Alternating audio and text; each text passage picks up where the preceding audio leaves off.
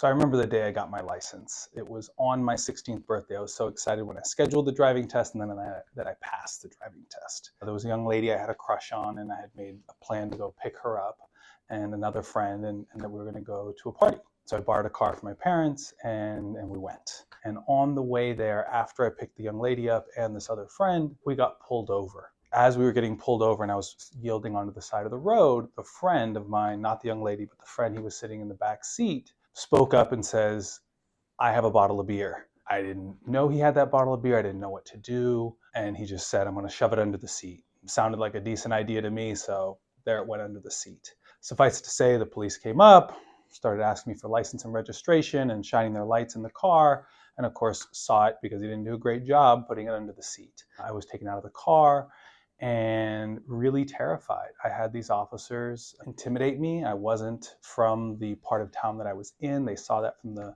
address on my license, and they told me that I didn't belong there, that I needed to stay out of their area, and that I would have problems, which I took to mean some, sort of retribution or violence if I didn't leave. And they cited me, didn't cite anybody else in the car, and sent me on my way. And that was the very first day I could drive. So of course I was terrified to go home and see my parents, and stayed out later than I probably should have, and certainly than they wanted me to. So when I got home, my mom was up waiting for me and didn't want to hear anything about that I'd gotten in trouble, was already livid that I was so late. And that was my first experience with really, in my view, being mistreated by the police. Being 16, I obviously shouldn't have had a beer in the car, but they didn't ask about that.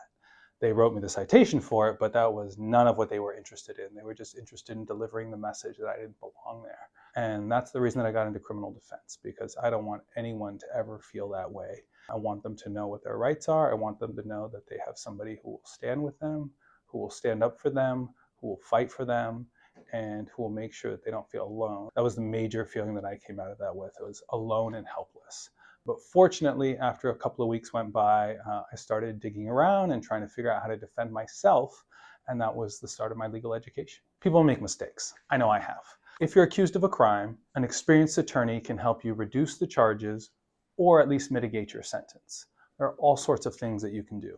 Let's tell your story. Let's learn about your life, because you are not going to be reduced to that one moment. My job when somebody comes to see me is really three parts. So the first part is being a good listener. When somebody comes in, I wasn't there. I need them to tell me what happened, and I need to understand what's going on with them, their life, and the particular situation they need help with. The next part of what I do is a legal analysis. I need to figure out, are they in some sort of trouble? What sort of help do they need from a legal perspective? And then finally, I take those two things, what happened and what the legal ramifications of that are, and I try to craft the best story I can. What is the best way to present whatever this person did or whatever happened to them to a judge, to a jury, to the other side? When someone's charged with a crime or convicted, it's a confusing, uncertain time and can be really scary. When you're charged with a crime, you've got the whole office and resources of a prosecutor's office, as well as the police department, coming after you. And people are worried about, what is this going to mean for their future, for their family, for their job? Once they're convicted, then there's all sorts of other problems that happen. All of that can be really confusing and scary.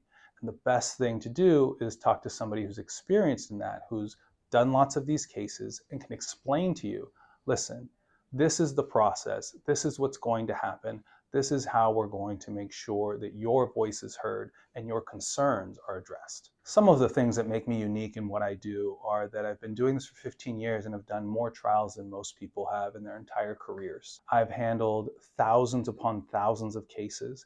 I've handled cases from as small as when I first started, some undersized lobster fishing cases, to homicides and capital cases. I have taken cases to trial and gotten people completely acquitted, walked out the door from jail in the courtroom that they were in. Just brought them a change of clothes and they got to leave and hug their family. I bring a wealth of experience. So I'm a bilingual attorney and I can speak to people who need representation in Spanish in the language they best understand.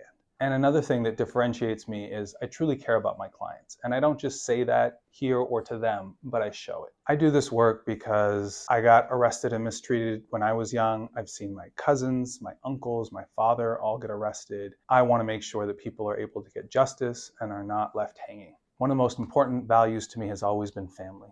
And so I understand that when someone is accused of a crime, that can have a lot of scary implications for their family and loved ones. This is why I do what I do. If you or a loved one has been accused of a crime, call me today so we can work together to protect your future.